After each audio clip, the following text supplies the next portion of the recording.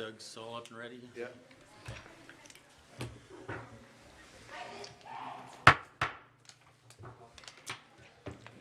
Good evening and welcome. This is the December 14th, 2016 regular meeting of the Pullman School District Board of Directors. And this is our last regularly scheduled meeting of the 2016 year. Thank you for coming and attending by video also. So first item of business is our flag salute. So if everyone please rise and join us.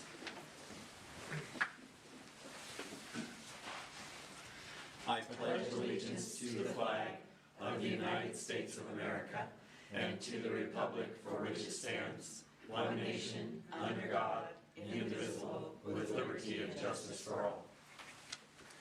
Thank you.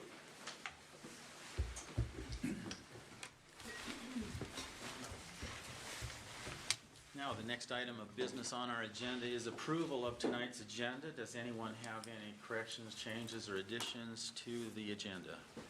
I will move that the agenda be approved as presented this evening. Second.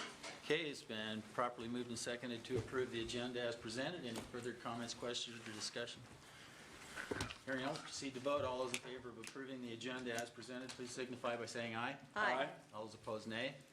Motion carried unanimously. Thank you. So that is our agenda for this evening.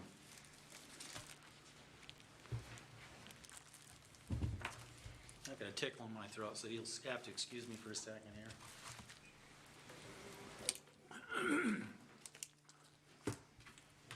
The next item on our agenda is for visitors.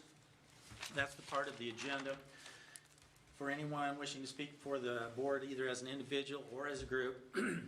Visitors are asked to come to the microphone at the podium and state your name and address prior to presenting your information.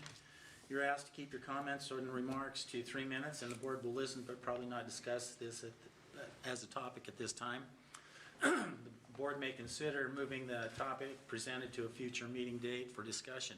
So is there anyone that has anything that they'd like to talk to the board about that's not on the agenda? I'm not seeing anybody move toward the podium, so we'll move on to reports, correspondence, and programs. And the first item is a PHS ASB report. Who do we have this evening? Mr. Allen and Miss Ward, I believe, are giving the report, correct? All right. Hi, I'm Lucy Ward, and I'm the senior class ASB president. I'm Robbie Allen. I'm the executive president. So we have a few upcoming events for ASB. The Ugly Sweater Dance, which was canceled last Friday, has been rescheduled to this Saturday night at 7. And then we also had a movie night planned for Monday night, but because of the basketball schedule changing, we're going to postpone that until after break, and we're going to do a movie night. We don't know which movie we're going to play now, but that's something coming up. And also we're doing our 4th annual, I believe, Cookies for Teachers. So we have students and parents bring cookies in, and we make plates for all the teachers the day before winter break. Some other things that we have coming up is, I don't know if you guys heard about positivities. Basically, it was this kind of activity we did where we made compliments on t-shirts, and so we are going to hang those up during break. We're coming in on Monday, the last Monday, I think is the 2nd, to hang those up in the entryway. So if you guys stop by, you'll see them. They look really good. Also, we were going to do the Martin Luther King Jr. Assembly, but Black Student Union has volunteered to take that over, and so they have some really cool things planned, like I think a step performance is in the works. And the last thing is, oh, you're smarter than a 5th grader. Yes, so we're gonna maybe not. So we're gonna do Questionable. that again this year, but we're gonna make some changes to it. Hopefully, make it shorter. We're thinking of doing teams instead, so we'd have an elementary schooler, a middle schooler, and possibly a high schooler working together, and then it would be free. So we kind of hopefully get more attendees at the event, and then we would take some donations as well. But that's kind of what we have planned in the future. Okay. Great. Any Thank you. questions for the folks here from the ASB? I think good. Thank you very much. All right, thank you. Thanks. We really appreciate the regular report. I appreciate it. I know. All right, thank you for that excellent report. Next item on our agenda is the Pullman High School FFA report. You're welcome to come forward and make your report.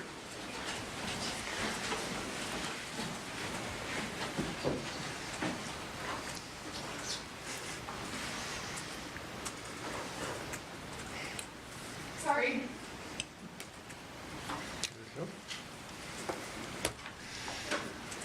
Could you introduce yourselves before you start? Okay. My name is Sydney Clavino. I am a senior and I'm our chapter president. I'm Taylor Roberts. I'm a junior and I'm our chapter secretary. I'm Haley Penman, I'm a sophomore, and I'm one of our chapter reporters. I'm Miriam Hefty. I'm a senior and I'm the other chapter reporter. So this year the four of us got to attend the 89th National FFA Expo and Convention in Indianapolis, Indiana. And this is our presentation to you guys about our trip. So we started our journey off at Pullman High School and we just drove up to the Spokane airport, and then we flew over to Indianapolis with one layover in Denver, so for a total of 12 hours of travel. On our first day, we traveled about an hour north to West Lafayette to tour the Purdue University campus. And when we arrived, we met with an agricultural ambassador through the College of Ag, and she took us around to the different ag department buildings and told us about the application process and a little bit about Purdue. And for myself and Miriam, and then for Taylor, Miriam and I are seniors and Taylor's a junior. So Taylor's starting to look at colleges and Miriam and I are really looking at colleges. And so to get to see, to tour a campus that's halfway across the country was very educational for us, because we got to learn about the application process for all of the colleges, and then we got to learn a little bit about new colleges from across the country. When we arrived at Purdue, like I said, we met with the agricultural ambassador, and she took us around to different department buildings. We got to see the entomology building. They had a bunch of bugs. They had tarantulas and this huge butterfly and other big bugs that we were not very big fans of, but still educational nonetheless. And then we got to see the meat department, which is no longer a meat locker, but it used to be. And so they had conveyor belts, and it looked like a big freezer, but now it's just classrooms. And so we could see the conveyor belt that they used to send carcasses around for students to look at during exams. And then we got to, on the top right picture there, you can't see it very well, but it's the unfinished P. So one of Purdue's mottos is you're never done with your degree at Purdue. So even if you graduate, you're still never done carving out your way through life. And then for lunch, we had lunch at the Tri-Chi, which is basically Purdue's version of Cougar Country. And then we traveled south back to Indianapolis. We went to the Dow Global Headquarters, and this was a very new experience for us. We've never really gotten to see the science side of agriculture, but getting to go through the headquarters, seeing all of their patents that are in the works and their experiments, we got to see a different side of agriculture that we're not used to. So for day 2, we started out going to the Indianapolis Motor Speedway, and we took a bus tour around the track, learning about all the history of it.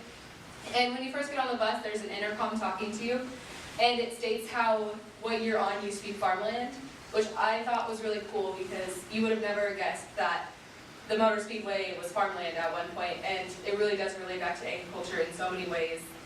So we learned about all the different education of the track, and how there's 4 holes of golf in the track, actually.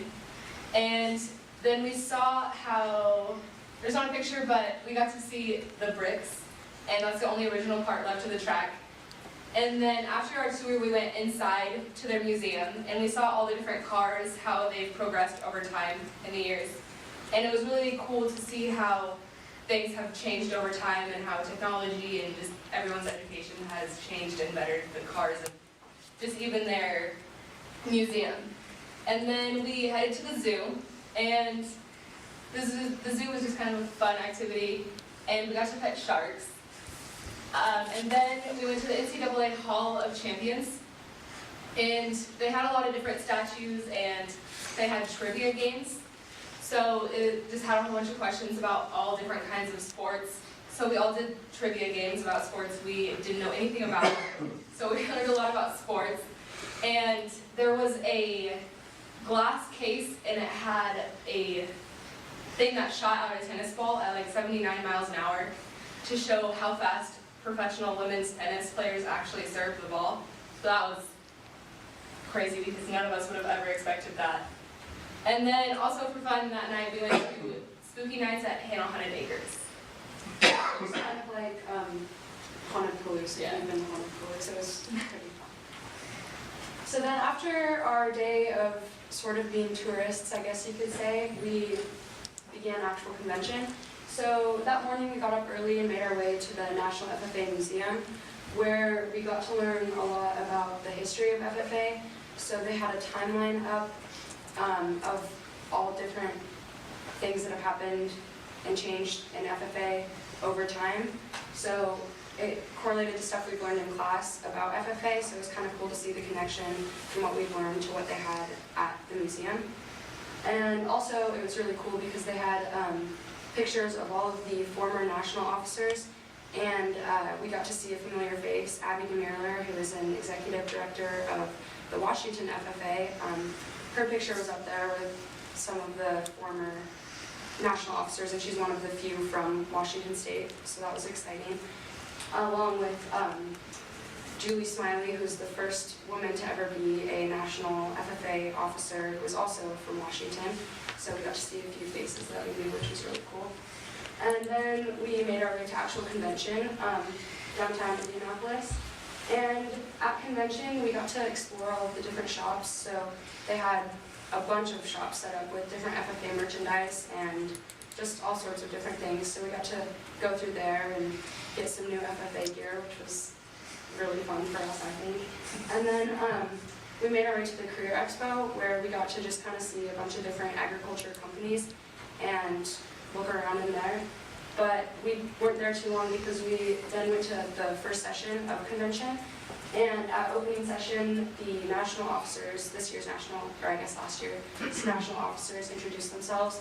And then there was a guest speaker, and her name is Diana Nyad. And she is a lady that swam from Cuba to Florida.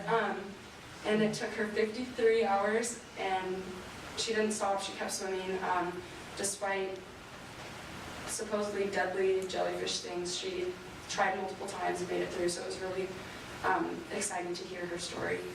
And then later that night, after session, we went to a concert that the FFA put on for us, a country music concert, and Chris Young and Cole Swindell performed.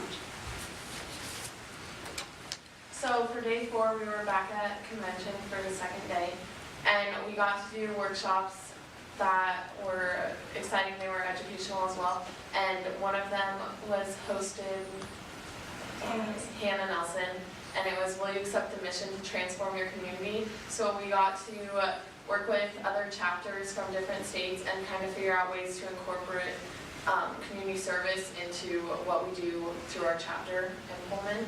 And then we also did a date night, so we did like farmers only profiles on a sheet of paper, and they had us do like, where do you see yourself in 1 year? Where do you see yourself in 5 years? So it's kind of a way to like look into our future as well, and so that was cool just to like have us set goals and stuff like that. And then we went back to the college fair and career expo, and so we got to go to a bunch of different colleges, and we got like cool merchandise from them, and we also kind of were, I was persuaded by some colleges to apply there that I hadn't been thinking about, so I thought that was interesting. And then that night we went to the world's toughest rodeo, which FFA put on for us, and they, so in that photo is a monkey that we all thought was stuffed at first, but it was alive and it was riding a dog, and so that was cool to see that. It was a monkey riding a border collie herding sheep, so that was my favorite part of the rodeo. On our last day in Indianapolis, we went to convention for the morning, so we went to career and college fair again. My favorite part of the career fair was they had, for the Syngenta booth, which is a big agricultural company, they had mini golf, so you can tell that was a very popular group with a bunch of teenagers. It was huge. It took up probably the size of this room, and it was just a bunch of mini golf holes, and they were talking to you about agriculture, and they had this big big TV screen where you could take a test to see what career in ag fits you the best. And so it was very hands-on. You got to learn more about yourself, but then you also got to have some fun. And then for the college fair, my favorite part was actually the Purdue University one. Again, like Syngenta, they had a huge booth, and they had a bunch of, the Dean of Agriculture was there, which was really cool, because very few of the other colleges had the actual dean of the ag college there, and it was really good to see him making the connections with the ag students. Then we went to another workshop called Speak Ag, and this was about communication with your peers and with your community. And so we did a teamwork activity. You can see in the top, Miriam and Haley have string attached to themselves, and they were supposed to try and get out of it. It was very difficult. Taylor and I were not able to complete the task. Yeah, I never got out of it. We cut ourselves out, but Miriam and Haley did the work. And then we learned about how we can promote agriculture in our communities, because a lot of times people have mixed feelings about agriculture and what happens, and so we learned about how we can portray agriculture in a good light. And then for lunch, we went to the food truck. So on the last day of convention, the FFA Way, which was the street leading up to convention, was all full of different food trucks. So Haley and I had chicken, corn, tacos, and they had a frozen yogurt food truck and a cupcake food truck. They had basically everything you can think of. And it was really fun to get out of the cafeteria food every day and have some food trucks. And then we traveled back to the airport and we headed home. We just want to thank you guys for your continuous support and allowing us to go on this trip every year. So thank you for listening to our presentation. Are there any questions? It was just the 4 of you this year? Yeah. Okay, very good. Any comments or questions? Excellent. Thank you very much for Thank you. taking time out of your busy schedule. Great report. I'm done. Very good report. We always enjoy hearing the FFA report each year, and I hope it continues. Excuse me. So the next item on our agenda are the board reports. So we'll start down here to my far left with Board Member Susan Weed. Who has no report? No Susan, report. Susan has no report. This Okay. Yeah. Dr. Johansson. Well, it's been fun to be following the, I've yet to get to my first wrestling match, but I've been here for several of the basketball games because I'm training and observing officials, so that when I'm there, I'm not wearing my hound hat, as I'm institutionally neutral in that role, but they've been playing well, except for last night when Clarkston really took it both to the boys, but the girls were behind, and I was on my way to looking like it was maybe going to be a running clock game, and it ended up 55-56, and then a few free throws at the end. Clarkston won, but I'm certain that'll be a close match all the way through when we travel later in the season down there to play at Clarkston. League has already started. That was the first league match of the year, but there will be non-league games scattered through the, I think a few scattered over the holidays. I know that we're hosting, for instance, I believe maybe Joe would know, Port Angeles is coming Monday, and is there one other team, or is it just Port Angeles that's coming? Is that it? Yeah. So that's interesting non-league affair. They generally have a really good team, and I believe they might even be 3A if I remember right. So it'll be a tough competition for both the boys and the girls. That's after the finish of school, or is it just over the last couple days of school? I think it's the last day.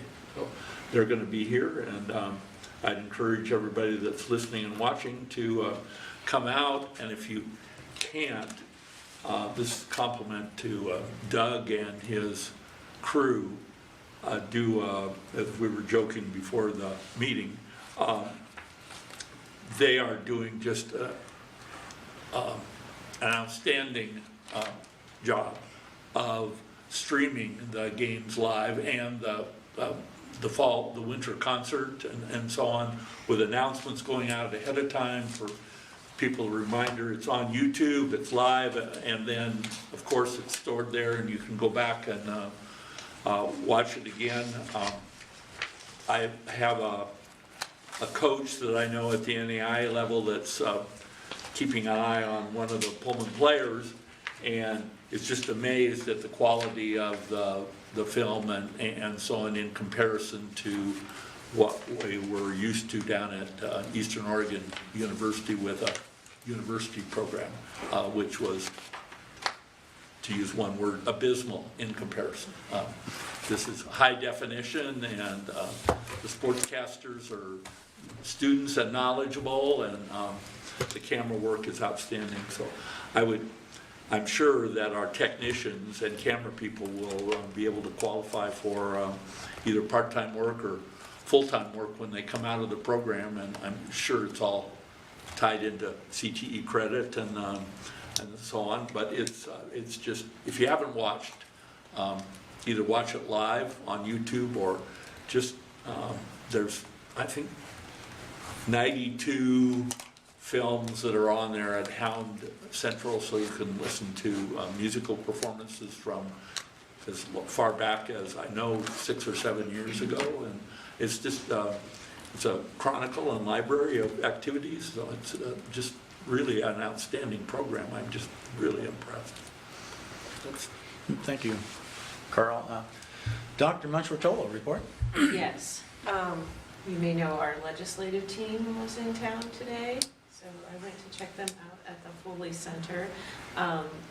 Representative Schmick was unable to attend, but Mary Dye was there and Senator Schessler.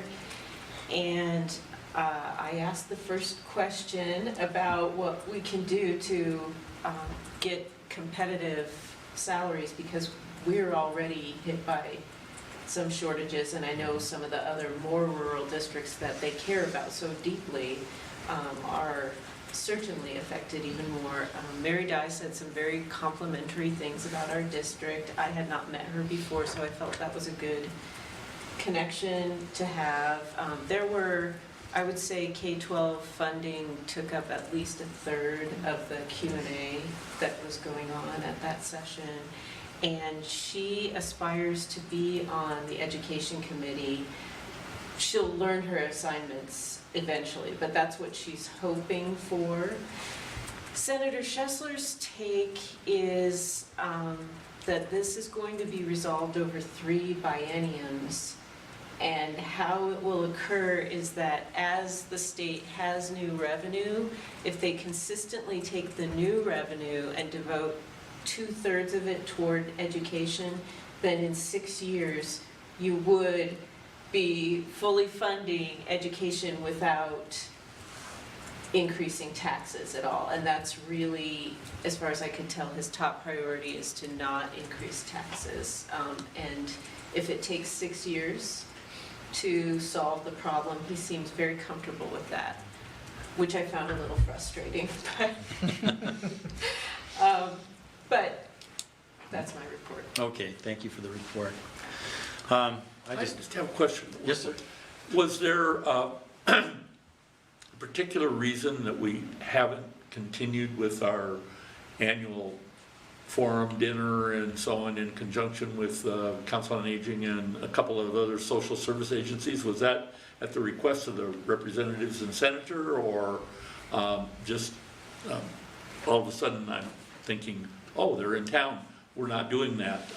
And I don't remember hearing a discussion about why we didn't continue that tradition. I remember a discussion about it, but maybe it wasn't a group discussion.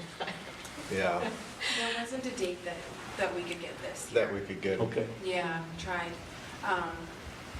What, I think it was Schessler's assistant told me that he's, is it the majority leader? Right. Yes. This coming year, and so his schedule is a lot busier than So normal. Kristen can work it out. Okay. Well, Put a schedule. But I think we also agreed, several of us, that rather than having the same format year after year, which was a big group Q&A, if we could target more, invite them to things like graduation, Right. invite them more specifically to set foot here and spend some time and actually learn in a more in-depth way what's going on. For example, one of Mary Dye's comments was about how there's just been this increase in administrative costs in schools, and she couldn't really wrap her head around why that would be. And I'm sure there is some ways to, but I was mentioning, well, you know, there's things that go on, like look at the incidence of autism in schools. Have you seen autism rates like for the last 10 years, and imagine how that plays out in each, so, oh yes, you know, so there's just things that you kind of would have to actually learn in a more in-depth way to appreciate, so. Well, I answered the question. I just, I did miss one board meeting, so maybe the discussion went on at that one. And we did invite all three of them to the Focus on Education tour, Right. and we're hoping to set one up after break and maybe working around their calendar to see if we could get at least two of the three to come, so. Okay. Do you send them the, this week in the Pullman schools, information? Do you send that to all their emails? I used to before we went to Peach Jar, and I haven't been doing that. Yeah. I'll do that. We'll get Just that different going. things like that, you know, the concerts and, just Yeah, I can do got to keep them top of mind. Yep. But interesting, Mary on the education committee, when her children both go to Logos in Moscow. It's just as a different, she'll come from a completely different perspective. Just throwing that out there. Certainly is a different perspective. Okay. Guess I'll talk just a little bit about, since our last regular meeting, we all attended the state annual Oh, convention. yeah, that. Yeah. Oh, yeah. Here's Dean on WASDA. That seems like years ago. Yes. I wasn't going to attend, but then Jim was unable to attend, and so I went up and took his credentials for a day and got to attend some breakout sessions. And got to meet and greet a lot of old friends from past years and other boards across the state.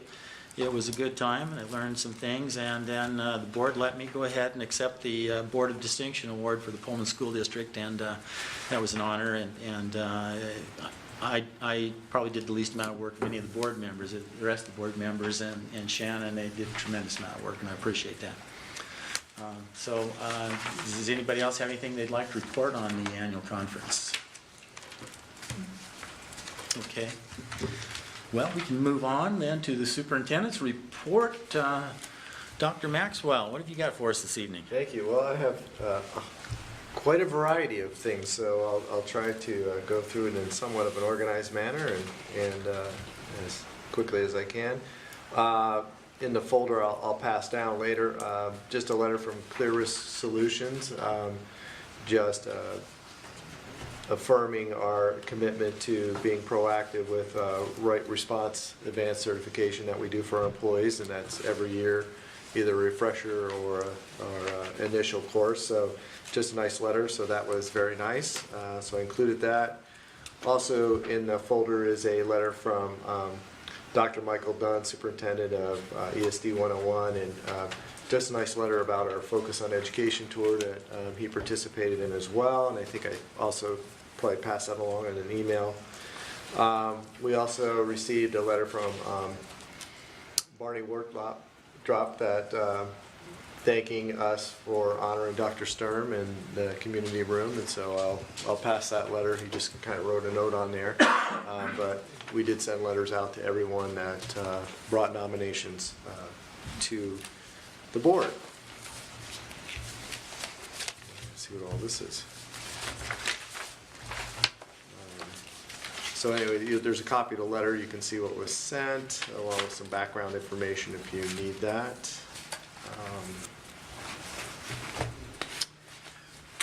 Also, The last 2 weeks have been very busy. If anyone doesn't have anything to do any evening of the night, I'm sure they can find a variety of different things going on at any of our schools. So a multitude of concerts from band, jazz band, orchestra. The holiday concert was very well attended the night I went. It was actually 2 nights in a row, and actually received a very nice comment from someone that was unable to attend but realized they could watch it live streaming. So they were able to stay at home and see their children participate. So that was very nice and well done. So a lot of things going on, from sports to the arts. Also, just so you know, the Pullman math team did make it back from Moses Lake eventually. So and they did very, very well. Our 9th and 10th grade team were first in the state. And our 11th, 12th team placed second in the state. So our math team did an excellent job, and so congratulations to them. Also, want to recognize that our winter sports are in full swing, and so if anyone would like to see some sports, there's quite a variety, and there's a game going on right now, but don't change the channel. So. Also want to mention that we did receive notice that 5 of our teachers received their national board certifications. Wow. So Jill Nelson received early and middle childhood and literacy reading arts. Nikki Phillips received middle childhood generalist. Catherine Colville, early adolescence through young adulthood music. Surprise there. Heather Lohmeyer, middle childhood generalist. And Nancy Nelson, early childhood generalist. So 5 new teachers that have reached national board certification. So And Wonderful. did we have 13 before? I meant 21 to, before, 21 before. and then I think 3 of those renewed. yeah. Yeah, Oh, and 2 Well, I are, think there but was a 2 are different new. list. Yeah. That's Yeah, fantastic. yeah, we have a lot. So, It's and I really didn't nice. bring the whole renewal list, but I thought these were all new, but they may be mixed. Yeah, 2 of some them are new, renewed. but 3 are renewed, so they Renews. renewed their So. certification. So anyway, we have quite a high number, and so That's great. Yeah. that's actually one of the things I think we'll track, so, Yeah. on our report. So I've talked to Dagny, and she's actually putting together a 1-page human resources report for the board. So we'll bring that at a future date. So,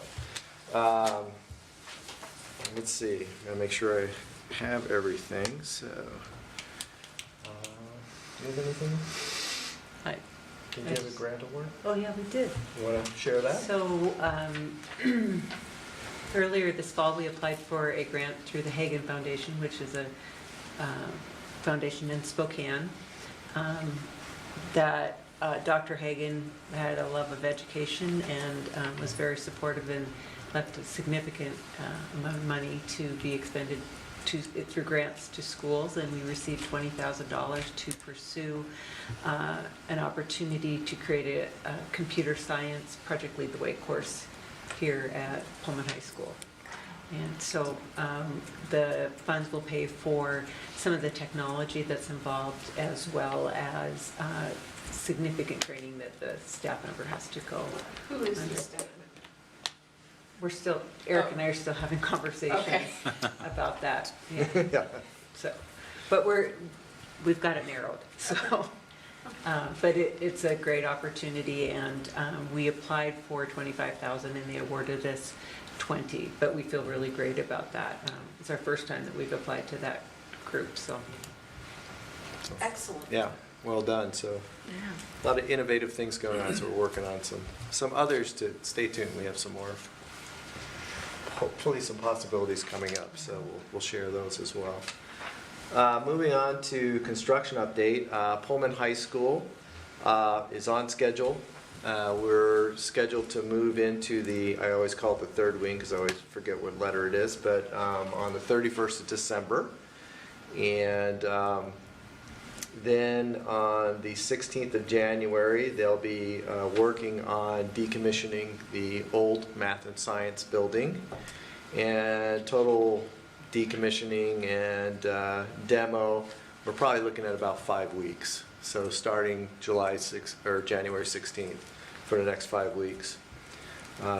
Things will start to slow down a bit here. You won't see as many cars parked along the street, Greyhound Way, till spring when a lot of the outside work will need to be done. So things are going to kind of slow down. They'll be working on punch list items throughout the building, but the major construction will be complete.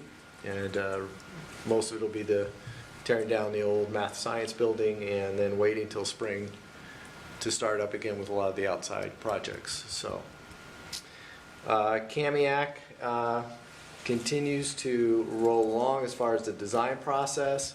At our next board meeting, Design West will be here to give an update.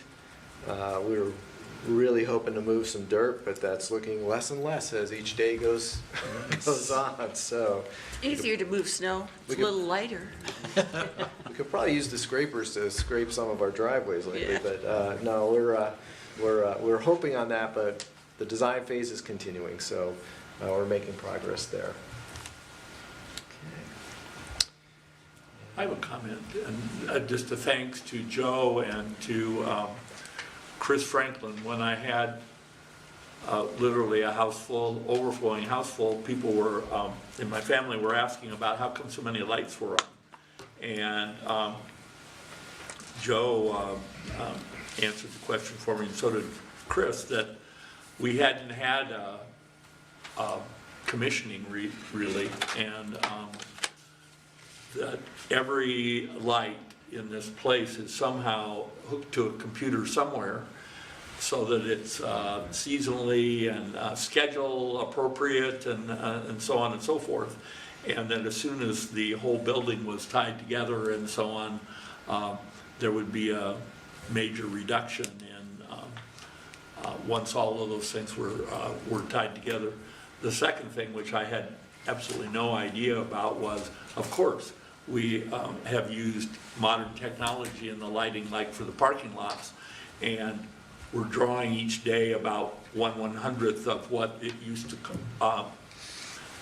cost us to keep the lights on in the parking lot. And we need to have lights on so that the security cameras can work and we can keep track of everything that's going on. But I appreciated the information and the report, and I've relayed it on to my family of constituents that were wondering about how come we were wasting so much light. And I just, it didn't even dawn on me at all that we hadn't really had an opportunity to tie all of the wings, the stages, the phases together yet in a full-fledged commissioning. So thanks for the information, and I appreciate how responsive the staff are as usual. Well done. Yeah, I want to thank also Joe and the crew for keeping up with the snow and also driving the roads as well, Tammy. So and keeping me busy every morning at 4. So I even got to go out and drive roads, so that was a lot of fun. So all right. Next on there, Board of Distinction Awards. So I just want to let you gaze upon your certificate, which we will have a frame as being ordered. So we'll frame that. And this is, by the way, I think the 3rd Board of Distinction Award for the Pullman School Board. So congratulations and well done. So you deserve it. So I'll have that in folder and that'll come around. And the Years of Service Award, they were passing out the Years of Service Awards at the conference, and Susan Weed has a nice 10 years as a school board member. So congratulations, Susan. Well done. The next level Yeah, will that'll be hold. Mr. Kinzer. So he has 15 years according to this certificate on the school board for service. So congratulations. And I believe Jim Everman, who's not here tonight, also is a 10-year board member. So your certificates will be coming around. So congratulations very much. Okay. Yep. So. Well done. So next we have science curriculum adoption update, and Roberta is here to provide that to you. Oops. I think it just timed out. There we go. Are you going to run it or? Okay, go ahead. I'm okay, I don't either way. It doesn't matter.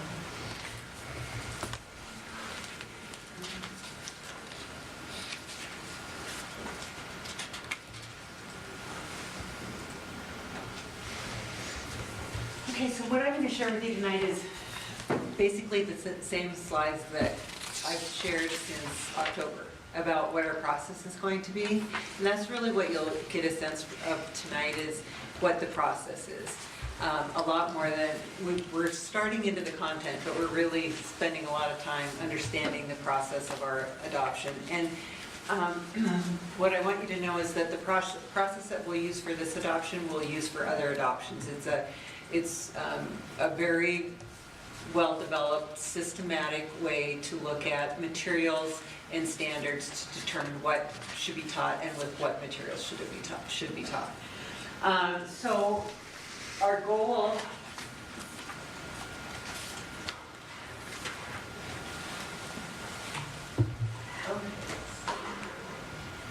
You can just arrow down if you want, or arrow up.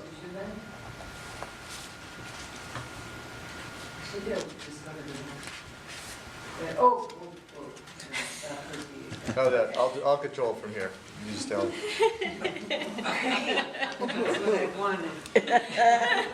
The superintendent will stay in control. If you could go back one slide, please. So we can talk about the goal. Really, it's to adopt and align materials to match the next generation science standards. And so we need to get on board with that. Our teachers are real familiar with the fact that there are new science standards. The degree to which they understand the standards varies from K through 12, with really middle and high school teachers understanding the standards at the deepest level because that's what they do all day, where elementary teachers do everything all day. So that's understandable. Another goal is to ensure that our kids actually learn the standards and are able to do things with the standards. And then certainly a goal is to embed the professional development related to the teaching and best practice instructional strategies related to science, but also with whatever materials are adopted. Our timeline, we started with, in October and November, by doing team meetings. We started with secondary and had conversations with those teachers, and then we met with elementary and gathered some information. We'll talk about that a little bit more. And then in late November, we had a large team meeting, K-12. At that point, I said to them, who do you want to have at the next meeting? And they're like, we still want to have K-12. And I think it provides, there's a lot of content knowledge within that group. It also provides that whole look at our entire system. And we'll kind of weave in and out of being a full K-12 to being a K-5 and then a 6-12 team. So it'll have to be flexible throughout the process. And then moving forward, beginning in January, we'll meet at least twice a month. But large group once a month, and then the smaller groups another time a month. And our whole goal is to have materials in place for 2018-19. So it's a 2-year process. It is not something that is going to be rushed along. And then, of course, once we adopt the materials and the standards, that doesn't mean that our work stops. We've got to continue to maintain and understand what we've got and what changes are made. These are who we consider to be the stakeholders in this process. At this point, we've engaged teachers and administrators, and then certainly we're coming to the board with updates. We'll go to the curriculum committee regularly with updates as well. And we'll engage students in the process. We really are anxious to have them vet some things through them. And then also parents and community members that we will engage them in the process, kind of an in and out. Again, they won't have to be in every step along the way, but they will engage with us in the process. Okay, that's pretty small grade. Those are teachers that are involved at this point, and one person that I know that we're going to add a CTE teacher. It reminded me of tonight when the kids were talking about that piece of ag science, that I know we had that conversation at one point, so we're going to expand the committee at least one more beyond that. We also have administrators from all 3 levels engaged in the process as well. So this is what our process looks like and what our process we will use for curriculum adoption in our school district. Starting with that research and goal setting. What are our goals? What does research, and what does the research say? And one of the things that I told the group the last time we met is that they're going to get tired of being in phase 1. But if we don't do phase 1 well, we really shouldn't go ahead and move on. So we're going to spend quite a bit of time in phase 1. And then as we move along in the phases, I'll come back and talk with you about where we are in the process. So then we'll go to the curriculum mapping and the gap analysis. So what are the pieces that we're going to teach? What does that look like right now? So doing that gap analysis, making a determination of, what's our current reality versus what should we be doing? And then really getting into that point of looking at instructional materials in phase 3. But you notice it's not until phase 3. And it used to be that in curricular materials adoption, you just start with looking at new materials. Wouldn't even have the conversation about what are the standards, how well do we know the standards, how are we communicating our standards to our kids. Those pieces were really missing. Best instructional practices, that was missing from the conversation. So now we get to that, but we're not going to get to that for a while. And that's a little uncomfortable because people sometimes just want us to give them the new materials. And then we'll look at implementation. And a piece of the implementation and the maintenance is that's where the professional development is really embedded, is we're going to get people well prepared to teach it by providing professional development, and then we'll have to have that ongoing. And we'll have to come up with a system to introduce new staff members to the materials once we have adopted them.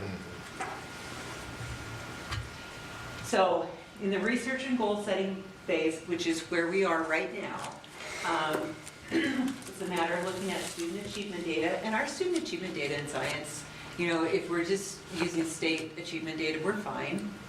We're okay, we're above state average. But this test is changing, and so we need to be prepared for that, because things will change pretty dramatically. Reviewing the next generation science standards, and we began that, we'll talk a little bit more about that. Looking at board policies and procedures, reminding them that we have a process, that the committee doesn't act on its own. We gather feedback from others. There is an in-depth process. We take it to the board. The board they're the ones who make the final decision. So ensuring that we're following what we already have laid out as a system. And then spending a pretty significant amount of time really looking at the trends, issues, and the best practices instructionally. And we're going to spend a lot of time there. And that, again, like I said, they're going to get tired of that stage, but that's where we're going to be for a while.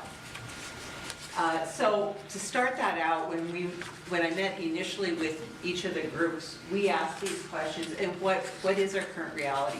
Beginning that research, what do they know to be our truths around what assessments are we using, what materials are we using, what courses do we have? Do we have alignment to NGSS or to Career and College Ready? And then what kind of professional development needs do we have or have we had related to science education? And the answers to those questions were that we're kind of all over the place. And so thus it's appropriate that we're engaging in this. But I bet if we went to any other school district, they're in the same spot. because we have all waited for NGSS to come out and then waited for publishers or others to be responsive to those standards. So I think that we're in a good spot. You know, I guess sometimes it's good to have great company along for the ride, and we do have a lot of other school districts that are in this process. And there were some surprises around professional development. We have some science fellows in the district that participate in the state project, and so they're pretty engaged in it. We also have some people that have just sought some things out. They've been interested in learning more about science and the standards, and so they've taken the time to learn those things. So that part it's very healthy. At our last meeting, we spent a lot of time K-12 unpacking the standards. So we chose, Stephanie Bray and I, chose 3 areas that we knew cut across all K-12. And so we had mixed the groups, and they had to build a snowman. I actually have a snowman with me, but I'm not going to pull it out. But that said, okay, at the bottom, where do kids start? K2, what is it that we ask them to do related to either chemical reactions, natural resources, or interdependent relationships in ecosystems? So without pulling out the standards, what is it that you think that we do? What is it that we do in the intermediate grades, at middle school, and then at high school? And so we engaged in that conversation, and it was fascinating to hear. Teachers could talk about the content. They weren't always sure exactly when it happened. And then the next step was to turn the snowman over and get into the standards themselves and begin to get just fascinating conversation around, oh gosh, I didn't realize that occurred at kindergarten, but then maybe it doesn't occur again until 3rd grade. So what does that mean? Does that mean we totally ignore it in 1st and 2nd? So just engaging in those initial conversations around what are the standards, and then what are the outcomes that we want, so our kids are really college career ready in science education. Our next meeting is on the 11th. Is that what that says, or does it say on the 1st? No, it says New Year's Day, you guys are really. You guys are hardcore in that It's science not going to group. be New Year's Day. But there were too many ones and too many slash marks that I just could not, I guess I couldn't see straight. But we are meeting on the 11th, and this is really what we're going to dive deep into. What does the research say about best practice instructional strategies in science education? And so that's where we're going. We're going to probably be there for 2 or 3 meetings and truly understand that really well, always weaving in any opportunity we have to look deeper into the standards, so everyone understands the standards.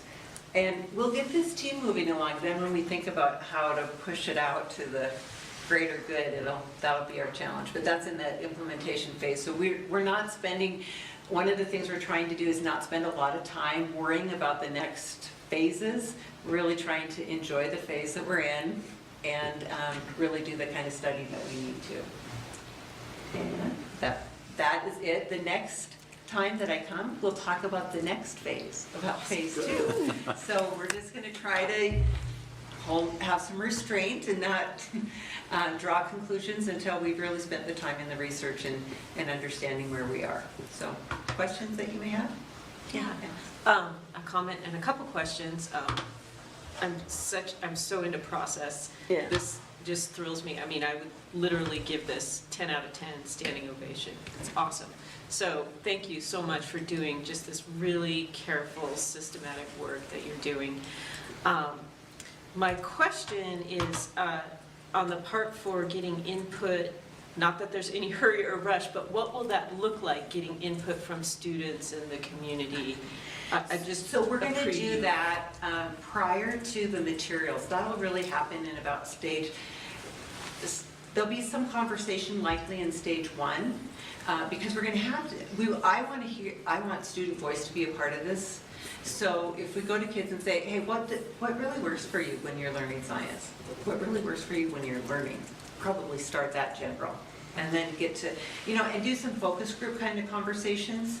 And then we have, given our community, we have a lot of expertise, and so we're hoping to draw from some of that around when kids get to the university, what things do you think have prepared them well in science education? So having that conversation, engaging the professor in charge of science methods for elementary teachers to be a part of that conversation as well. So we will invite people in. It will be kind of a shifting conversation is how I see it, with also some of those people being consistent. Like, we'll invite them back over and over to be a part of our process. Okay. The other question is, I think it's somewhere later on the agenda, looking at the potential for a new course adoption in sports medicine, which is a science-related course. How do you see something like that kind of comes out of, not left field, but it's a related thing, and should it be considered in the big picture of these standards? Yeah, we've had that conversation with that group already around, first off, anything that we're taking a look at in CTE, I want to take a look at from the opportunity to dual credit around science and CTE. And so ensuring that the science standards that are embedded within that course are NGSS, and they are. Okay. So, but yeah, there's going to be some moving parts. Right, that was, I just felt like if we're also changing some aspects of our scope of. Well, and we had several teachers apply for some grants through PEF, and a lot of them were interested in some STEM materials and things like that. And I say, yay, go ahead and do that, because let's try some of those things out in an informal manner. We'll gather that feedback as we go along, and people, may have some great resources along the way that we might use just as supplemental or as ideas that people could use to support the curriculum. Thank you. I think that's a great point that Roberta brought up at the Pullman Education Foundation meeting. I would say a majority of the grants were science, STEM focus. It was very interesting, so. Yeah, lots of interest in trying some things out. Yeah. So. Anything else? Any further comments or questions? When you're mentioning Pullman Education Foundation, they're doing their annual year-end appeal, which is hopefully a way for you to help support all these grants that they do, because they do try and augment what the teachers can do and help them out with their instructional materials and that sort of thing. So generous donations are always appreciated. They are, and we had quite a team and an assembly line set up and spent a good hour and a half stuffing envelopes. So it was great work and team effort. So thank you. Thank you. Okay, thank you. You're already kicked. I got it.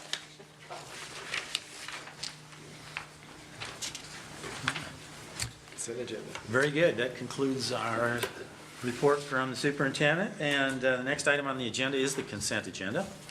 The consent agenda is used to expedite business at our board meetings. It includes items considered to be routine in nature. Any item which appears on the consent agenda may be removed from the consent agenda by any single member of the board and voted on separately. The remaining items will be voted on in a single motion. This evening's consent agenda consists of the minutes of our last meeting, expense warrants, budget status report, personnel report, professional personnel service report, overnight field trip request, transfer request, and new PHS club. So is there anything on the consent agenda any board member would like to pull and discuss separately? No, I will. Move approval of the consent agenda as I will second. distributed. Okay, it's been moved and seconded to approve the consent agenda as presented. Any further comments, questions, or discussion? Hearing none, we'll proceed to vote. All those in favor of approving the consent agenda as presented, please signify by saying aye. Aye. All those opposed, nay. Motion carried unanimously. Thank you very much. That brings us to item number 7 on our agenda, which is action items. Our first action item for this evening is the rental lease of school district facilities. And to present that this evening is Mr. Joe Thornton, our Executive Director of Operations. Thank you, and as we predicted and we're experiencing, we're getting a lot of demand to use the new auditorium at Pullman High School. Just some information to share. We had a dance group from U of I rented a couple Saturdays ago, and afterwards they told Andy Milkey that they've used facilities at U of I, they've used facilities at WSU, and ours is by far the nicest facility available. So that's just going to keep growing. And part of it is it's new. I think it's a great space. It's a great size. I think the acoustics are wonderful. The parking is convenient. So we have to have a fee schedule that, is fair. And we need to make sure that we are putting that money back into it as things get worn. We're upgrading, because I think that's the feedback we're getting from people, especially that now that there's no longer a theater arts program at WSU, the quality of that facility has kind of slipped a little bit. So, and the fee schedule was terribly out of date. We were still charging, help me here, Diane, $24 an hour, I think, for custodians, and that wasn't covering our costs. So we needed to update the schedule. This was presented a month ago. Any questions? We had a pretty good discussion at our last meeting about that. I wasn't there. Obviously well-researched. And I thank Chris Franklin and Andy Milkey for doing all the legwork to find out what other districts are doing. Much Well, I appreciated. think it's just awesome that it's come to fruition, and our vision was something that the community could use. Yeah, and anytime I do tours of the building, I save that space for last. I describe it as the jewel in the crown. It is truly, and people just walk in and say, Wow. "Wow!" Yeah, Exactly. Yeah. So, Yeah, it's amazing. A lot of compliments from the holiday concert, and really, the acoustics are just awesome. So, Okay, any other comments or questions? I move that we approve the revised rental lease agreement fee schedule as presented. I'll second that. Okay, it's been moved and seconded that we approve the revised rental lease agreements fee schedule as presented. Any further comments, questions, or discussion? Hearing none, we'll proceed to vote. All those in favor of approving the revised rental lease agreement for fee schedule as presented, please signify by saying aye. Aye. Aye. All those opposed, nay. Motion carried unanimously. Thank you. Put me on the aye schedule. Thank you, Joe. That brings us to item number 2 under action items, which is the language access plan. And to present that this evening is our superintendent, Mr. Maxwell. Yes, this was one that I presented last time we were here, and really this is a priority policy and procedure. This is quite a lengthy procedure, and what it relates to is access, language access plan that we have to implement in order to provide our community members with access to important information in a language that matches their communication method. So pretty deep in some detail, but this is one of those that is strictly really didn't change almost anything, because most of it is, 99% of this is law, so there's really not a whole lot of wiggle room with modifying. So I'd be happy to answer any questions you might have. Any comments or questions?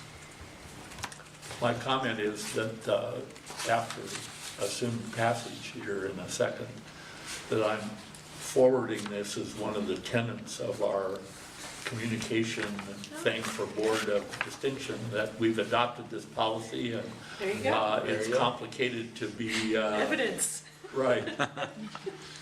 It's a no-brainer Thank you, to Carl. pass it on to you, because we've got ample evidence of it. And this is another thing to show Mary Dye, when you show her how many different languages are spoken in our district.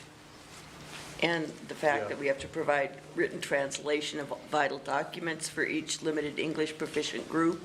All the requirements on just this simple policy which is law. It's law, and it's, right now, honors. we have 47 different languages spoken Yeah. in the Pullman School District, so. Only now- 47? Yeah, only 47.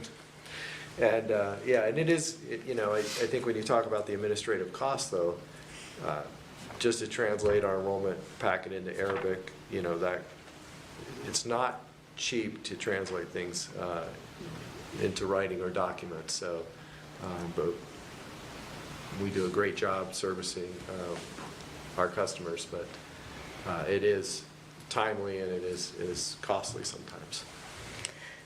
Indeedy. Any further comments or questions? Okay, I would entertain a motion to I would approve move approval of whatever the policy is. policy 4218. Yeah. It's a proper reference. I will second. Okay. Okay. The language access plan, policy 4218. All right. It's been moved and seconded, the board approved policy 4218, language access plan. Any further comments, questions, or discussion? Right at the number. Hearing none, we'll proceed to vote. All those in favor of approving policy 4218, language access plan, please signify by saying aye. Aye.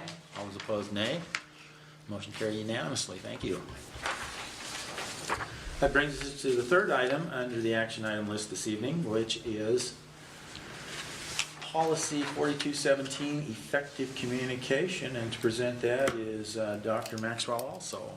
Yeah, and again, this continues with our theme of being, making sure that our community and our students and families have access to information. And effective communication just means trying to provide whatever supports may be necessary to help folks access information, whether they may be deaf or blind.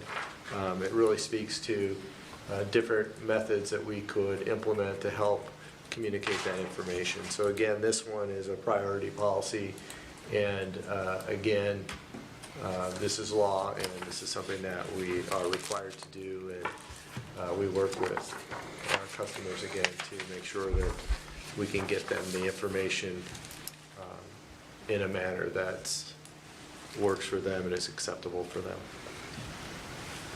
Any comments or questions regarding the policy? If not, I would entertain a motion to approve policy 4217. So move. Second. Okay, it's been moved and seconded to approve policy 4217, effective communication. Any further comments, questions, or discussion? Hearing none, we'll proceed to vote. All those in favor of approving policy 4217, effective communication as presented, please signify by saying aye. Aye. All those opposed, nay. Motion carried unanimously. Thank you. I think my comments somewhat facetiously in the previous one, but as far as the board distinction one, I actually was thinking more, because I think the prompt in the board of distinction is focused on communication with the community broadly, and I think really the policy that goes more to that is 4217 rather than 4218. It has to do with more specifically curriculum kinds of things and so on, but this one, as I understand it, even though it is state law, also federal and state law, that it does have more of a, maybe an outreach into the broader community aspect to it. So maybe the two of them in concert could be a joint piece of evidence. Both policies we could lump under one, and I don't think it's, I don't think it would be a negative to think that we're only doing it because of it being required by federal and state law. We've tried to be there in this community with its diversity for a long, long time, even as federal and state laws changed. We've always relied heavily on language, the native speaking language people that were available as professors and staff and so on at the university. I know I depended on that when I was answering policies at the Council on Aging where I had to respond to abilities of people to schedule rides and so on and so forth. We didn't have enough N to require under the law specific interpretation because the size of the cohort was small enough that state law didn't require it. But that didn't mean that we couldn't scurry up and try and find someone from a minor dialect in Hmong or something like that that happened to be on campus. So we do have that resource. It's the same resource that's creating some of the responsibilities of having for those 47 languages are represented by adults that many of which do have English speaking abilities. And so it's an asset, and it's a strength and weakness kind of thing. So we ought to be able to toot our own horn a little bit around what we have to deal with in Pullman as a board and as a community, as a school community. So here we go. We passed them both. Okay, thank you for the comments. That brings us to the next item on our agenda, which is the discussion items. And we just have one discussion item this evening, and that concerns board positions for the ensuing year. I guess I'll kind of take this one on. Typically, our board policy and procedure is that we're on a rotation according to how we were elected and who the newest members were, and then you get into the rotation and we go with that. Normally, each person serves 2 years as chairman of the board and rotates out of that position. I have served 1 year so far of my term, but there are some extenuating circumstances that I'm not going to be able to maintain my schedule as a chairman and do an effective job. So I'm going to ask that we rotate the next person in line into the chairmanship for the ensuing year. And I will be able to remain on the board and participate. The board has a lot of items on the table right now, as everybody knows. Finishing in the high school, we've got the new elementary school coming online. We're looking at possibly finding some new real estate for a transportation system. And we've got challenges in other areas, hiring new teachers and getting up to speed so that we're ready for 2018 when we are required to have smaller class sizes. And so I felt that rather than putting the board in a position of having somebody new come on board and resigning, that I would stay on the board, but we do need to rotate me out of some of the out of the chairmanship at this time. It takes a little extra time, and I'm hoping that everybody on the board can understand that and that we can do that. And as the paper indicates that we received in our packets this evening, that would just move this rotation schedule up a year is all it would do, and I don't see any issue with that. And according to policy 1210, the board president will at that time appoint members to serve on the different committees, and the board can review and appoint or reappoint board members to serve on the finance committee and the policy committees, and we will elect a new president and vice chairman and appoint the representatives at our next meeting. So that just puts everybody on notice of where we're headed and what we're doing. Are there any comments or questions at this time?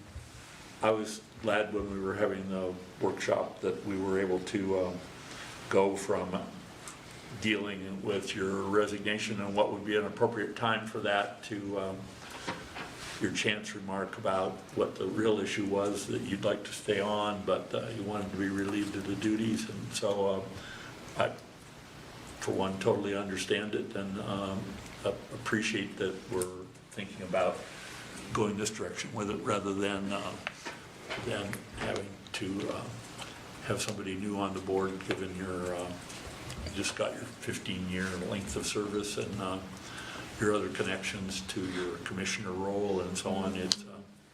I think it's an ideal situation, and Allison's ready to step up. We do have precedent for that, as I mentioned at the workshop, when Dr. Mosley served as president of WASDA. We shortened his term, and the only difference we did was once he'd finished that year, he came back and served another year as the chair. So my term, I happened to be the next in line. My term was split by a year of him being he was due to be the chair. Right. And so he just took 1 year back, and I served a year, and then I sat for 2 years and then came back as the chair after a 2-year term by Dr. Mosley. So, it works out fine, and it's just different roles anyway. Sure. We're all going to serve in them if we serve on the board long enough. Right. Many, many times if we serve on the board long enough. So. And even though our policy says that we serve 2-year terms, state RCW requires an election each year. Right. So that's the reason that we have elections every year. Right. Any other comments or questions? All right. If not, that concludes this evening's information items, discussion items. And there are information items in the packet that people can peruse through. It Yes. says that in December, is this our only meeting in December? It is. Good. It says that on our schedule of calendar of work, that we're supposed to elect the president and vice president in December. Should we? Move it to action item? Do we need to do that tonight? Move it to I think we Well, did if we're get not into, having another meeting. We got into a little bit of a pickle a year ago, because I think it is board policy that says that we have to have the elections in the last meeting in December. That's a good catch, Susan. Yes. Okay, at that point, the chair would entertain a motion to move this to an action item. I will so move that we move the elections of our officers to an action item this evening. I'll second that. Okay, it's been moved and seconded to move the board positions to an action item this evening. Any comments, questions, or discussion? Hearing none, we'll proceed to vote. All those in favor of moving the board positions to an action item this evening, please signify by saying aye. Aye. All those opposed, nay. Motion carried unanimously. So the chair is open to a motion as to what the board would like to have for positions for next year. I would like to take this opportunity to move that Allison Montrotolo be our chair for the president, whatever term. I think it's president, board president. Yeah, It is board president. Yeah. For the calendar year 2017.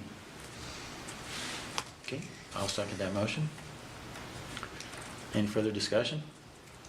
Hearing none, we'll proceed to vote. All those in favor of having Allison Montrotolo as our new president of the Pullman School Board for the 2017 year, please signify by saying aye. Aye. All those opposed, nay. Very good. Thank you. Congratulations. Yes. Yeah, you. In case people are wondering, we have a school board consisting of 5 people. It operates as a committee, and so the chairman can't fully participate in making motions or discussing or seconding the motion, anything anybody else would normally do. But under normal circumstances in a meeting, the chairman just directs the meeting and does not participate. But in a committee-type setting, which our RCWs in the state of Washington stated, the school boards are handled as a committee, and so the full chairman can fully participate. Most of the time, I choose not to, just to so that we go through the formal procedures. not to be self-serving, but is it important that we elect a vice chair as? Yes. Yes, it is. Yeah, Well, you gotta do that next. so I would entertain a motion for the position of vice chair. Is it your turn to go in? Okay. I would move that Dr. Carl Johansson be the vice president of the Pullman School Board for the ensuing year of 2017. I'll second it. Okay, any further comments, questions, discussion? Hearing none, proceed to vote. All those in favor of having Dr. Carl Johansson as our vice president of the Pullman School Board, please signify by saying aye. Aye. Aye. All opposed, nay. Motion carried. Thank you, and congratulations, Carl. Okay, thank you. Congratulations, Allison, and we could, at the next meeting, we could do those things like get on committees Yeah, and so committees. on and so forth. Okay. Because So you now have the power of appointment. we're off the rotation. Is Allison going to be president for 3 years? Or are we switching so that odd years, even years, Well, are we just change the whole rotation or what? I guess we can discuss that further sometime. They did, the first time I was chairman of the board or president, it was halfway through the first year of Steve Schabel's, when he decided that he was going to move to, I think, Oregon to take a job, and so he resigned from the board, and somehow y'all forgot to let me off the hook. I served 3.5 years as president. So, Well, you were just so good. Really are good. and I didn't even notice it for some reason. I So don't think the law It's even better. has it be, does our policy have it be odd even years, or does state law require that it fits I think it with? just has to go with the cycle, but we can take. But it does say in the calendar of work, our calendar of Yeah. work, that that's what the plan is, so. Okay, Okay. another good catch. yeah, so we'll discuss that see Later. what we can figure out. That does conclude this evening's agenda, and we will be holding an executive and closed session for the purpose of discussing superintendent evaluation and some labor negotiations and evaluation of personnel and some property information. So